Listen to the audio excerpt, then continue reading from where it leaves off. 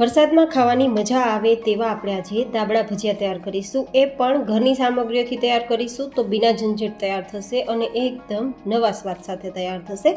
ખંભાતમાં જે દાબડા ભજીયા મળે છે ને તેનાથી થોડો અલગ આપણે મસાલો તૈયાર કરીશું, જેથી વરસાદમાં સ્પેશિયલી આ ભજીયા ખાવાની કંઈક અલગ જ મજા આવે. બિલકુલ ઉપરથી તેલ ના રહે તે રીતે સોડાના ઉપયોગ વગર અને અંદરથી એકદમ મસાલો ભરેલો દેખાય તેવા ફૂલેલા, એકદમ પૂરીની જેમ ફૂલેલા દાબડા ભજીયા આપણે તૈયાર કરીશું. તો ચલો રેસીપી શરૂ કરીએ. તો સૌથી પહેલાં આપણે બેટર તૈયાર કરીશું. તો બેટર એકદમ ઓઇલ ફ્રી તૈયાર કરવા માટે 2 કપ જેટલો મેં ચણાનો લોટ લીધો છે. તમે અહીંયા બેસનનો ઉપયોગ કરી શકો છો. સાથે 1 કપ જેટલો આપણે ચોખાનો લોટ લેશું. અહીંયા જેટલો બેસન કે ચણાનો લોટ હોય તેનો અડધો ચોખાનો લોટ લેવો. પણ જો ચોખાનો લોટ ના હોય તો રવો મિક્સરમાં દળી અને પછી તેને તમારે અડધા કપ જેટલો લેવો અને બેસન 2.5 કપ જેટલો લેવો. હવે અહીંયા સ્વાદ પ્રમાણે કે 1 થી 2 નાની ચમચી જેટલું નમક, 1/4 ટીસ્પૂન જેટલી હિંગ આપણે ઉમેરી દઈશું અને પછી બધું મિક્સ કરી અને જરૂર મુજબ પાણી ઉમેરી અને બેટરને આપણે થોડું લિક્વિડ જેવું તૈયાર કરીશું. ચોખાનો લોટ છે ને તો સમય રહેતા આપણું બેટર થોડું ફૂલશે, તો પહેલાં આપણે થોડું લિક્વિડ ફોર્મ જ રાખવાનું. પણ હા, વધારે પાણી ના થઈ જાય એ ચેક કરવાનું, કારણ કે જો ઘટ હશે તો પાણી ઉમેરીને પતલું થશે, પણ જો પાતળું બેટર હશે તો ઘટ નહીં થઈ શકે. આ રીતે બધું જ મિક્સ કરતાં આપણું આ બેટર છે તે સરસ સેટ થઈ ગયું છે, તૈયાર થઈ ગયું છે. આ બેટરને હજુ આપણે થોડો સમય આપવો પડશે સેટ થવા માટે, કારણ કે આમાં ચોખાનો લોટ છે ને તો સમય રહેતા તે થોડો ફૂલશે. પણ આપણે આગળની પ્રોસેસ કરશું ત્યાં સુધીમાં આપણું આ જે બેટર છે તે સેટ થઈ જશે. તો 10 મિનિટ માટે તેને સાઈડમાં રાખી દઈએ. અને હવે આપણે દાબડા ભજીયા તૈયાર કરવા માટે પહેલાં બટેટાની ચિપ્સ તૈયાર કરવી પડશે. તો મેં અહીંયા મીડિયમ સાઇઝના 2 નંગ જેટલા બટેટા લીધા છે. તેની આ રીતે આપણે છાલ કાઢી લેશું અને પછી તમારી ઈચ્છા હોય તો ચપ્પુની મદદથી સ્લાઇસ કરી શકો છો અથવા તો સ્લાઇસરની મદદથી પણ તમે સ્લાઇસ કરી શકો છો. પણ હા, જેટલી બને તેટલી સ્લાઇસ એક સરખી રહે તે વધારે સારું. તો તે રીતે તમારે સ્લાઇસ કરવાની ટ્રાય કરવાની, કારણ કે દાબડા ભજીયામાં 2 સ્લાઇસ એક સરખી રહેશે તો એકદમ સરસ મજાનું આપણું ભજીયાનું બાઇન્ડિંગ રહેશે અને મસાલો પણ બહાર નહીં નીકળે અને ભજીયા છે તે બિલકુલ તેલ પણ નહીં પીવે. અને બીજા નંબરમાં કે મસાલો બહાર નહીં નીકળે તો ભજીયાનો કલર પણ ડાર્ક નહીં થાય. હવે તેને પાણીથી ધોઈ લેશું, જેથી એમાં કોઈ સ્ટાર્ચ હોય તો નીકળી જાય. અને પછી આપણે તેને કોરા કપડામાં આ રીતે આપણે તેને પાથરી અને થોડીવાર માટે સૂકવી દઈશું પંખા નીચે 5 મિનિટ માટે. અથવા આ રીતે કોઈ પણ કપડાથી પણ તમે ઉપર થોડું પ્રેસ કરશો તો પણ પાણી શોષાઈ જશે. અહીંયા આપણે વધારે ડ્રાય કરવાની જરૂર નથી, પણ આપણે જે બટેટાની સ્લાઇસને પાણીથી ધોઈ છે ને તો ઉપર પાણી ના રહેવું જોઈએ, આટલે સુધી ડ્રાય કરવાની અને પછી તેને આપણે આ રીતે ભેગી કરી લેવાની. તો આપણી આ સ્લાઇસ અત્યારે તૈયાર થઈ ગઈ છે, તો તેને આપણે સાઈડમાં રાખી દઈએ.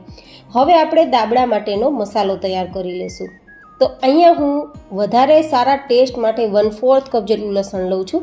જનરલી દાબડા ભજીયાનો જે મસાલો છે ને તેમાં થોડી થિકનેસ આપવા માટે ગાંઠિયા છે, સેવ છે, રતલામી સેવ છે, આવું બધું ઉમેરવામાં આવે છે. પણ આજે આપણે થોડી અલગ રીતે, જેમાં વધારે થોડો લસણનો ટેસ્ટ આવતો હોય તેવો આપણે દાબડા ભજીયાનો ટેસ્ટ આપવા માટે માત્ર લસણનો ઉપયોગ કર્યો છે. તો 2 ચમચી જેટલું લાલ મરચું પાવડર અને અડધી ચમચી જેટલું નમક ઉમેરી 2 ચમચી પાણી ઉમેરીને એક પેસ્ટ તૈયાર કરી લેશું, જે એક પ્રકારની લસણની પેસ્ટ પણ તમે કહી શકો. જો તમારે અહીંયા ફરસાણ ઉમેરવું હોય તો ફરસાણ અનુરૂપ તમારે પાણી ઉમેરી આ રીતે પેસ્ટ તૈયાર કરવાની રહેશે. થોડી ઘટ પણ રાખી શકો, પણ વધારે પાતળી નથી રાખવાની. હવે આપણે એક સરખી સાઇઝ હોય તેવી 2 સ્લાઇસ લેવાની છે. અને હા, તમારા હાથ ખરાબ ના થાય ને તે માટે તમે આ રીતે તૈયાર કરજો, જેથી એકદમ ફટાફટ અને બિલકુલ હાથ ખરાબ થયા વગર તમારી સ્લાઇસ તૈયાર થશે. તો એક સ્લાઇસમાં વચ્ચેના ભાગ ઉપર થોડી આપણે લસણની પેસ્ટ મૂકી અને બીજી સ્લાઇસ તેના ઉપર ઢાંકી અને પછી હળવા હાથે આ રીતે આપણે નીચેની તરફથી ઉપરની સાઈડ એટલે કે આગળની તરફ આ રીતે હળવા હાથે પ્રેસ કરશું ને તો પૂરેપૂરી સ્લાઇસમાં આપણી જે લસણની પેસ્ટ છે ને તે ફેલાઈ જશે. તો હાથ પણ ખરાબ નહીં થાય અને મસાલો બહાર પણ નહીં નીકળે. તો પરિણામે આપણા દાબડા ભજીયા એકદમ સરસ રીતે તૈયાર થશે અને હાથ ખરાબ ના થાય તો બનાવવામાં પણ ઝંઝટ ના લાગે.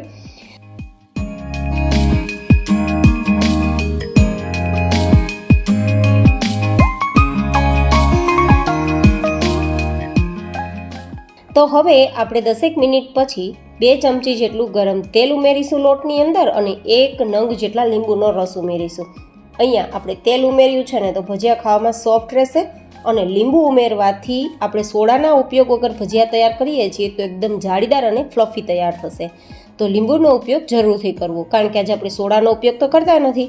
તો હવે આ બંને વસ્તુને છે તે મિક્સ કરી અને પછી એક જ ડાયરેક્શનમાં આપણે વિસ્ક અથવા કાંટા ચમચી અથવા તો આપણે હાથની મદદથી તેને ફેટીશું, જ્યાં સુધી આપણા બેટરનો કલર થોડો ફ્લફી ના થઈ જાય, વ્હાઈટ ઉપર ના આવી જાય અને આપણા બેટરની અંદર થોડી હવાના કણ ભરાશે ને તો એ ફ્લફી થઈ જશે.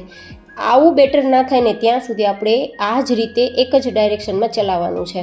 આ રીતે બેટર તૈયાર કરશો ને તો સોડાના ઉપયોગ વગર પણ અંદરથી એકદમ જાળીદાર, સ્પંજી અને ફૂલેલા આપણા ભજીયા તૈયાર થશે. તો જ્યારે પણ સોડાના ઉપયોગ વગર ભજીયા તૈયાર કરવા હોય ને ત્યારે આ રીત તમારે અપનાવવાની રહેશે. તો ત્યારે તમે જુઓ, લોટ પહેલાં કરતાં ફ્લફી થઈ ગયો છે, વ્હાઈટ ઉપર આવી ગયો છે અને રિબિન કન્સિસ્ટન્સીવાળો આપણો લોટ તૈયાર થયો છે. જો હું તમને ચમચાની ધારથી બતાવું છું, ધાર એકદમ નીચેની તરફ જતા રિબિન જેવું બને છે. આ એક ટેકનિક છે આપણું બેટર બરાબર થયું છે કે નહીં તે સમજવા માટે. આ પહેલી ટેકનિક છે. હવે હું તમને બીજી ટેકનિક બતાવું છું કે આ રીતે ચમચાની પાછળના ભાગે બધું જ બેટર પહેલાં નિતારી લેવાનું અને નિતાર્યા બાદ એક પ્રકારની કોટિંગ જેવી લેયર્સ થવી જોઈએ. જો આ રીતે આંગળીની મદદથી પણ તમારે ચેક કરી લેવાનું, એક કોટિંગ જેવું લેયર્સ થઈ જાય તો સમજવાનું બેટર એકદમ પરફેક્ટ છે. આટલું પરફેક્ટ બેટર હશે ને તો તેલમાં મમરી નહીં બને, નહીં તો લોટની મમરી પણ બની જાય ને તેલ પણ ખરાબ થાય. અને ઘણીવાર એવું થતું હોય કે વધારે આપણા ભજીયા છે તેના ઉપર લોટનું લેયર્સ આવે અને જાડું પણ થઈ જાય, અથવા તો બહુ વધારે પાતળું હોય તો લોટ દેખાય જ નહીં, માત્ર આપણી ચિપ્સ જ દેખાય. આવું ના થાય તેના માટે બેટર પરફેક્ટ હોવું જરૂરી છે. હવે આપણે તેલનું ટેમ્પરેચર મીડિયમ ગરમ કરવાનું છે અને અત્યારે ગેસની ફ્લેમ મીડિયમ ટુ હાઈ રાખવાની છે. અને પછી આપણે જે ચિપ્સ તૈયાર કરી છે ને લસણની ચટણીવાળી, તેને આ રીતે બેટરમાં આપણે પહેલાં એકવાર ડુબોળી દેવાની અને પછી બેટરને નિતારી લેવાનું. જેટલું બેટર નીતરે તેટલું નિતાર્યા બાદ તેલમાં આપણે આ ભજીયા ઉમેરવાના, જેથી ભજીયામાં વધારાની મમરી ના થાય. થોડી થશે પણ બહુ વધારે નહીં થાય અને ભજીયા પણ એકદમ ફૂલીને દડા જેવા થશે. જેટલા સમય તેટલા જ ઉમેરવાના, કારણ કે તેને સાઈડ બદલવામાં થોડી જગ્યા પણ જોશે. તો વધારે ભરચક થાય ત્યાં સુધી આપણે ભજીયા નથી ઉમેરવાના. બસ બને તો આટલા જ ઉમેરવાના, જેથી આરામથી આપણે ફેરવી શકીએ. અને પછી બંને સાઈડ ફૂલીને દડા જેવા થાય, ગોલ્ડન કલર પર આવે ત્યાં સુધી મીડિયમ ગેસની ફ્લેમ પર આપણે ફ્રાય કરવાના છે. જ્યારે પણ ભજીયા તૈયાર કરીએ ને ત્યારે તેલનું ટેમ્પરેચર ઠંડુ ના હોવું જોઈએ, નહીં તો આપણા ભજીયા તેલ પી જશે અને જો હાઈ હશે તો ભજીયા લાલ થઈ જશે. તો હંમેશા ધ્યાન રાખવાનું કે મીડિયમ ગરમ તેલમાં મીડિયમ ગેસની ફ્લેમ પર જ ફ્રાય કરવાના. તો તમે જોઈ શકો છો કે ફૂલીને દડા જેવા આપણા દાબળા ભજીયા તૈયાર થયા છે. થોડા યુનિક રીતે તૈયાર કર્યા છે.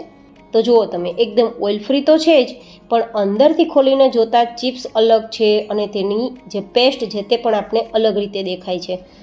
અને આપણું લેયર્સ એકદમ પાતળું છે, પ્લસ એકદમ સ્પંજી છે અને જાળીદાર છે. તો સોડાના ઉપયોગ વગર આજની આ દાબળા ભજીયા તૈયાર કરવાની મારી આ રેસીપી તમને કેવી લાગી તે મને કોમેન્ટમાં જરૂર બતાવજો. ફરી મળીશું એક નવી જ એન્ડ હેલ્ધી રેસીપી સાથે. ત્યાં સુધી stay healthy and stay happy.